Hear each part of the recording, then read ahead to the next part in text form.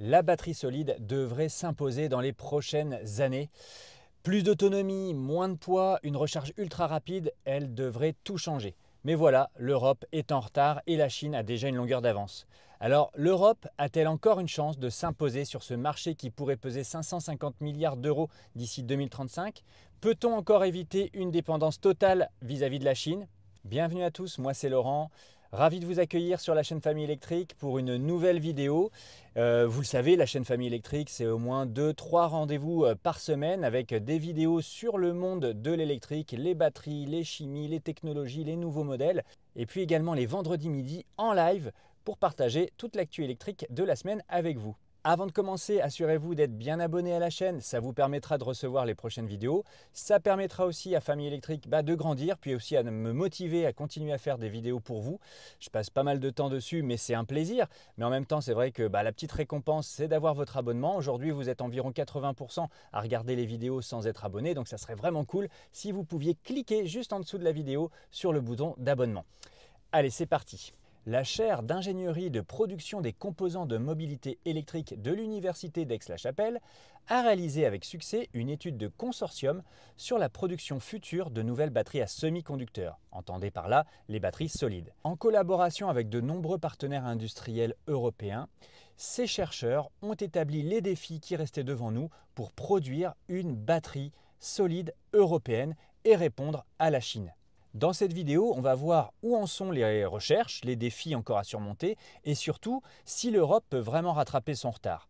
Spoiler alerte, c'est pas encore gagné.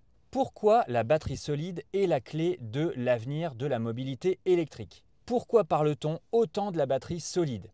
D'abord, les utilisateurs veulent plus d'autonomie et des recharges ultra rapides. Les batteries lithium-ion actuelles sont performantes, mais elles ont des limites en densité énergétique. La batterie solide, elle, permet jusqu'à 500 Wh par kilo, soit 50% de plus que les meilleures batteries lithium-ion actuelles. Les avantages majeurs, 1. Une autonomie accrue, avec donc la possibilité de réaliser des distances bien supérieures à celles des véhicules électriques actuels. 2. Potentiellement moins de 10 minutes pour une recharge complète pour des batteries de taille entre 60 et 90 kWh. Troisièmement, une sécurité améliorée puisque ces batteries présentent moins de risques d'incendie grâce à l'absence d'électrolytes liquides inflammables. Et puis, point numéro 4, ces batteries seront plus légères que les batteries standards d'aujourd'hui et donc les véhicules seront plus légers et donc plus efficients. Alors d'après vous, qu'est-ce qui manque aujourd'hui aux voitures électriques? Plus d'autonomie, des recharges plus rapides ou autre chose? La section commentaires est ouverte pour vous.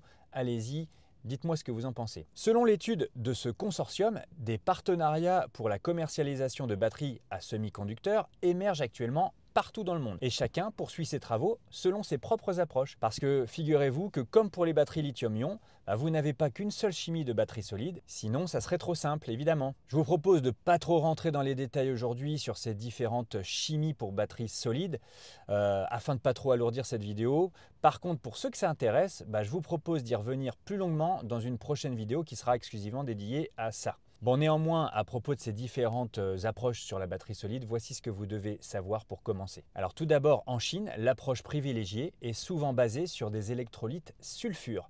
C'est une technologie très prometteuse en matière de densité énergétique et de vitesse de charge, mais qui nécessite des conditions de production plus complexes et plus coûteuses, notamment des laboratoires sous atmosphère inerte, des manipulations de composés très sensibles à l'humidité, etc., etc. De leur côté, les États-Unis et l'Europe s'intéressent beaucoup aux électrolytes polymères ou hybrides, semi-solides, car ces solutions sont plus simples à fabriquer avec des lignes de production qui sont déjà existantes ou en tout cas qui sont plus faciles à adapter. Le revers de la médaille, c'est que leur conductivité ionique, c'est-à-dire la vitesse en fait, à température ambiante reste inférieure, ce qui peut limiter la vitesse de charge ou exiger des additifs pour améliorer la stabilité. Mais aux États-Unis notamment, on observe aussi un intérêt marqué pour les oxydes céramiques, notamment via certains acteurs américains comme QuantumScape, qui lui est soutenu par Volkswagen. En pratique, la Chine n'est pas focalisée uniquement sur le sulfure. CATL, BYD ou encore CALB investissent aujourd'hui dans d'autres technologies, polymères, oxydes céramiques, etc. En fait, ils s'appuient sur une infrastructure colossale déjà existante pour tester très rapidement plusieurs voies. C'est ce qui leur donne en fait un net avantage en matière de R&D et de passage à la production. Les défis technologiques encore à surmonter, quelle que soit l'approche technologique retenue, sont encore assez nombreux. Il faut notamment encore optimiser la conductivité ionique. Les batteries solides actuelles ne sont pas encore optimisées pour un usage de masse et il faut développer cela. Il faut également développer des électrodes compatibles avec le lithium métal. C'est une technologie prometteuse mais qui est encore instable. Il faut également améliorer les procédés thermiques pour les matériaux céramiques et il faut standardiser des formats de cellules et adapter les batteries solides aux chaînes de production actuelles. Et ça, aujourd'hui, c'est encore un casse-tête.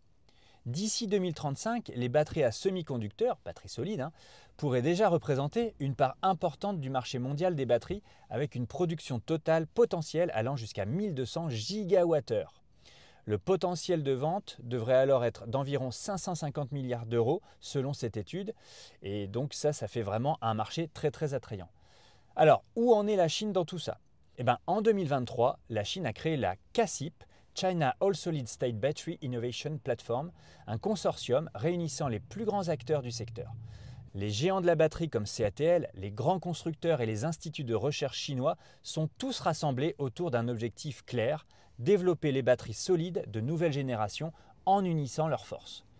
Grâce à CASIP, la Chine veut être la première à industrialiser massivement la batterie solide, réduire les coûts rapidement et accéder à ce marché potentiel de 550 milliards d'euros d'ici 2035. Difficile, vous le voyez, pour l'Europe de rivaliser sans une structure équivalente. D'autant que la Chine dispose déjà d'un atout de taille, comme vous le savez, avec CATL, qui est déjà leader mondial sur la batterie lithium-ion. CATL dispose déjà d'immenses moyens pour financer la recherche, multiplier les prototypes et sécuriser la chaîne d'approvisionnement. CATL fabrique déjà des prototypes de batteries solides à 500 Wh par kilo. Alors, pourquoi l'Europe est-elle en retard? Contrairement à la Chine, l'Europe n'a pas encore structuré ses efforts. Ça, vous le devinez. En fait, il manque une approche cohérente, coordonnée entre les constructeurs et les fabricants de batteries et les gouvernements. Contrairement à la Chine, où les pouvoirs publics, les industriels et les laboratoires de recherche travaillent main dans la main, l'Europe reste, elle, morcelée. Chaque pays finance ou porte sa propre initiative sans que la collaboration soit suffisamment structurée à l'échelle du continent. La Chine et les États-Unis, en plus, injectent depuis plusieurs années des sommes considérables dans la recherche et le déploiement industriel. Des gigafactories, des laboratoires spécialisés et j'en passe. En Europe, même s'il y a des initiatives, comme l'Alliance européenne pour les batteries ou les projets IPCEI, elles sont arrivées plus tardivement et elles peinent à rivaliser en termes de montants investis ou de vitesse d'exécution. En plus, les acteurs européens n'ont pas forcément toujours fait les meilleurs choix en Europe, par exemple en privilégiant les projets de gigafactories pour la construction de batteries NMC ou encore en ne sécurisant pas forcément certains projets industriels à l'image de celui de Northvolt. Le problème de l'Europe réside aussi dans sa nature. En fait, l'Europe, c'est un ensemble de 27 États membres aux réalités économiques très différentes et même aux réalités politiques parfois différentes. Les procédures d'autorisation, de subvention, de normalisation sont souvent très longues. Chaque pays en plus veut sa part du gâteau, ce qui peut ralentir la mise en place concrète des projets. Et pendant ce temps-là, la Chine déploie très vite ses gigafactories. Elle peut les construire en 12 à 18 mois parfois. C'est hyper rapide. Et pourquoi c'est rapide? Parce qu'ils ont une chaîne de décision qui est beaucoup plus courte et un soutien public direct. Entendez par là des subventions. Les principaux constructeurs européens, Volkswagen, Stellantis, Renault, BMW, etc., soutiennent chacun leurs propres partenaires. Northvolt, ACC, Envision, Prologium, etc. Même s'il y a parfois des initiatives communes comme ACC, Stellantis, Mercedes et Total, l'écosystème reste bien moins intégré qu'en Chine. Autre souci européen, la disponibilité des matières premières et la dépendance vis-à-vis d'autres pays. Les mines de lithium en Europe, Portugal, en Allemagne, en France, sont encore à l'état de projet ou d'exploration. Le raffinage et la transformation des minerais demeurent largement localisés en Asie. Et vous, que pensez-vous du retard européen sur la batterie solide? Peut-on vraiment concurrencer la Chine ou est-ce que c'est déjà trop tard? Alors pourquoi l'Europe a quand même encore une chance? Pour produire des batteries solides en masse, il faudra modifier 60% des procédés de fabrication actuels. Un tel bouleversement représente une opportunité pour ceux qui investissent maintenant. Et puis les défis semblent encore être très nombreux et la bataille ne fait que commencer. Notamment, la Chine se heurte encore à la complexité chimique du sulfure et cherche toujours des moyens de production à grande échelle. Les États-Unis et l'Europe sont confrontés aux contraintes de la céramique ou de l'électrolyte polymère, qui demandent aussi des solutions industrielles inédites, ouais c'est vrai, mais qui semblent quand même plus compatibles avec les lignes de production existantes et donc qui nécessiteront moins de travail et moins d'investissement. Donc selon moi, la course actuelle n'est donc pas qu'une question de R&D théorique, c'est surtout une capacité à industrialiser.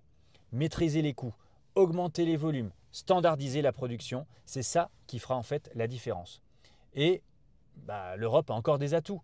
On a quelques entreprises avec un savoir-faire et des compétences qui pourraient être réorientées vers la batterie solide. Northvolt en Suède, oui, c'en est un, à condition de trouver toutefois 1 milliard de dollars pour renflouer les caisses. Vous le savez, ça c'est l'actu. On a aussi la chance d'avoir ACC, qui est une alliance entre la France et l'Allemagne, entre Stellantis, Mercedes et Total. Et puis on a également Solid Power Europe, c'est une start-up américaine qui investit en Europe. Solid Power Europe, c'est la branche européenne du groupe qui a été créée pour étendre ses activités de R&D et de collaboration avec les constructeurs automobiles européens, notamment BMW. Alors, Solid Power Europe, on en reparlera dans une prochaine vidéo parce que c'est une entreprise qui est très intéressante, mais ça mérite un petit peu de temps pour détailler ça. En tout cas, aujourd'hui, c'est peut-être notre meilleure chance de revenir dans la course de la batterie solide. Bon, ce n'est pas encore la panacée, puisque en matière d'indépendance, on peut mieux faire quand même, c'est américain. Donc finalement, quelle serait la solution ? Je pense qu'il faudrait recréer une espèce d'Airbus de la batterie solide. Un vrai consortium européen qui réunirait des chercheurs, des industriels, des constructeurs. On l'a déjà fait dans l'aéronautique, on peut le refaire. Il y a peut-être une fenêtre de tir actuellement puisque l'Europe est en train d'interroger tous les acteurs du secteur pour structurer un plan de relance de l'industrie automobile électrique. Donc vraiment, il faut y aller, c'est l'objectif, c'est d'éviter une dépendance totale vis-à-vis des batteries chinoises. Je ne sais pas si vous partagez cette opinion, mais moi je pense que c'est de mieux coopérer à l'échelle européenne qui nous permettra peut-être de reprendre part à cette véritable bataille pour l'avenir de la batterie électrique et notamment de la batterie solide. Donc maintenant, qu'est-ce qui va se passer? Qu'est-ce qu'on peut attendre d'ici 2030? D'ici 2025-2027, les premiers modèles commerciaux avec batterie solide devraient apparaître, notamment chez MG, qui est le premier normalement à lancer des modèles avec batterie solide. Ils l'ont annoncé déjà l'année dernière et je vous en avais parlé ici sur cette chaîne. Allez voir cette vidéo, je vous la mets en incrustation. Alors, il s'agirait plutôt d'une technologie semi-solide pour commencer, ce qui est en fait un compromis entre l'électrolyte 100% solide et l'électrolyte liquide traditionnel. Et ça devrait offrir une densité énergétique beaucoup plus élevée que les batteries lithium-ion actuelles et donc du coup permettre une autonomie supérieure. Si MG tient ce calendrier, ça sera l'une des premières marques à proposer ce type de batterie au grand public. Ça souligne encore une fois que la Chine est vraiment en avance dans cette course. Bon, et puis après MG, il y aura d'autres constructeurs chinois qui sont dans la course également et qui lanceront leurs véhicules électriques à batterie solide très rapidement derrière. On aura d'autres acteurs hors de la Chine bien sûr. Vous avez plein de gens qui communiquent autour de ça. Voilà, même les Japonais avec Toyota qui devraient sortir également des véhicules avec des batteries solides à l'avenir. De toute façon, tous les constructeurs plus ou moins annoncent qu'ils vont à un moment donné passer certains modèles sur des batteries solides. Alors, quel avenir pour l'Europe? Soit l'Europe se coordonne ses efforts, investit et se structure rapidement, soit elle laisse la Chine et les États-Unis dominer le marché des batteries solides. C'est tout. Alors il ne suffit pas d'avoir les meilleures technologies, il faut aussi produire à grande échelle et à bas coût. Et malheureusement, ça n'arrivera pas en Europe s'il n'y a pas une réelle volonté politique qui se traduisent par une centralisation et un pilotage stratégique comme en Chine. Je ne fais pas de politique, mais je pense qu'à un moment donné, il faut concentrer tout ça, il faut mettre tout le monde ensemble, il faut qu'il n'y ait qu'un seul décideur, parce que sinon, on n'y arrivera pas. Aujourd'hui, dans les faits, les montants investis, l'éparpillement des projets, la lenteur d'exécution font que l'Europe est encore devancée par la Chine et également par les États-Unis. Pour accélérer, il faudrait simplifier la coordination au niveau européen, harmoniser les réglementations et encourager davantage de projets communs type Airbus. Il faudrait également soutenir encore plus massivement la recherche et la mise en production industrielle. Bon les amis, j'aimerais vraiment tellement que ça arrive, mais est-ce que c'est encore possible aujourd'hui? Avec nos institutions, avec notre fonctionnement, avec nos petits pays? Franchement, j'en doute. Et vous? Tout est tellement compliqué chez nous, tout est tellement long, tout est sujet à se concurrencer, C'est l'Allemagne d'un côté, c'est la France de l'autre, c'est le Portugal, c'est l'Espagne, c'est l'Italie. Il faut se mettre d'accord. Il faut que nos constructeurs soient ensemble. On doit arrêter le massacre. Je suis désolé de parler comme ça, mais je pense que c'est un vrai massacre. On a des ingénieurs, on a des formations, on peut parfois avoir de l'argent à investir, on en a de moins en moins. Mais on n'a pas de coordination, on n'a pas de volonté commune. Il faut qu'on arrête de se tirer dans les pattes et il faut avancer. Alors et vous ? Qu'est-ce que vous en pensez? Est-ce que l'Europe peut encore rattraper la Chine? Est-ce qu'il est déjà trop tard? On en débat tous ensemble dans la section commentaires qui est juste en dessous de cette vidéo. C'est fait pour ça, dans la courtoisie, dans le respect de chacun bien évidemment. Et puis si vous voulez suivre les dernières évolutions sur la mobilité électrique et la batterie solide, assurez-vous d'être abonné à la chaîne et activez la cloche de notification. Merci d'avoir regardé, à très bientôt, ciao!